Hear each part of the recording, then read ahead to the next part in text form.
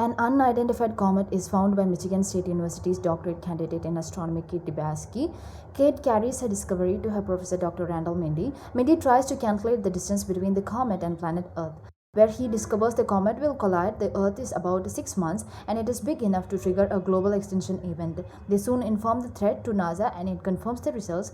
Dibiasky and Mindy are accompanied by Dr. Teddy Oglethorpe, who is head of Planetary Defense Coordination Office, when they present their findings to the White House. They were asked to wait for a whole while. The White House was busy celebrating the birthday parties. Finally, the next day, they were allowed in to meet the president and explain the impact of the comet hit. But President Jenny Orlean and her son, Chief of Staff Jason Orlean, treat them with indifference. She even asks them to sit right and assess the situation. Dibiasky and Mindy are urged by Oglethorpe to leak the information to the media, and they do so on the well-linked morning talk show, The Daily Rip. Peter Motherwell, the founder and CEO of Bash, left a phone. He also receives information about the comet. Dibiasky explains to her boyfriend about the impact of the comet. The Daily Rip focuses on the show, which increases the TRP. Daily Rip was more interested in the breakups of celebrities and didn't take it seriously but as fun when Dibiasky and Mindy explained about the comet hit and the extinction of the human species. Dibiasky loses her cool and yells about the threat before leaving the scene as the host Jack Bremer and Brie Eventi approach the subject lightly. While Mindy gains popularity for his appearance on the show, Dibiasky is the target of offensive memes due to her actions while on television.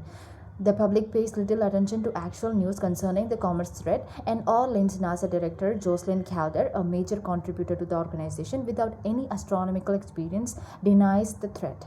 Dibiasky calculates that the comet is going to hit the Earth in precisely 6 months, 10 days, 2 hours, 11 minutes, and 41 seconds. Dibiasky's boyfriend revealed the relationship to the media when she was trending funnily. To deflect negative attention from her sex scandal with her Supreme Court nominee, Sheriff Conlon, Orlean ultimately confirms the threat and announces a nuclear weapons strike and comet diversion scheme. Meanwhile, Mindy and Eventi develop a relationship. The expedition launched successfully, but Orlean unexpectedly ends it when she learns that the comet contains rare earth material valued trillions of dollars. Peter is a billionaire CEO of Bash Cellular and another prominent supporter. The White House consents to deploy technology suggested by Bash in an unreviewed plan to break up and retrieve the comet from the water to exploit it commercially. Orlean appoints Mindy as a national science advisor but ignores Dibiasky and Oglethorpe. Threatened, Dibiasky gave up trying to organize the public resistance to the plan of Orleans' administration. Mindy becomes a proponent of the comet's business potential. Dibiasky took Orleans' plan to the public directly, which resulted in people clamoring. Since then, there have been 3 schools of thought in the world: those who reject comets' existence, those who dismiss alarmism and think that mining a destroyed comet will create jobs, and those who think the comet poses a serious threat. Mindy's wife finds his relationship with Eventi following the confrontation over his infidelity. Mindy's wife leaves for Michigan without him. Dibiasky meets a teenage shoplifter named Yule at her retail job, and the two start dating when her parents push her out of the house when she returns to Illinois, infuriating the billionaire. Mindy queries if Peter's technology can split the comet. Mindy finally loses it with the administration and goes on national television, attacking Orlean for downplaying the oncoming doom and raising doubts about humanity's lack of concern. As the comet becomes visible to Earth, Mindy makes amends with Dibiasky after being cut off from the administration. A social media campaign led by Mindy, Dibiasky, and Oglethorpe encourages people to just look up and calls on other nations to carry out comet interception operations.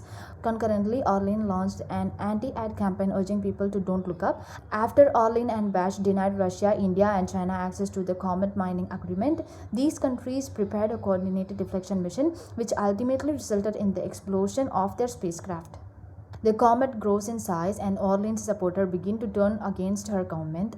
Mindy, Dibiasky, her boyfriend, and Oglethorpe join Mindy's family to spend their last hours on Earth together. Everyone realizes that humanity is doomed after Bash attempted to split the comet apart fails. Unintentionally leaving Jason behind, Peter, Orlin, and other members of the Allied Circle board a sleeper starship intended to locate a planet similar to Earth.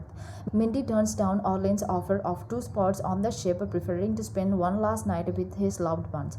The comet hits the coast of Chile as predicted, unleashing on the extinction level event and a global catastrophe. Every person inside Mindy's house dies as a result of the shock wave. The 2,000 people who fled Earth before the comet's impact appear in the mid-credit sequence, landing on the lush extraterrestrial planet 22,740 years later, breaking the state of suspended animation. As they step out of their spacecraft nude and take in the livable planet, Orlin is fatally attacked by the predator that resembles a bird and is part of a group that is encircling the newcomers to the planet. Jason is seen to have survived the hit in a scene that takes place back on Earth after the credits have rolled. Declaring himself the last man on Earth, he tapes himself and requests that everyone who watches like and subscribe.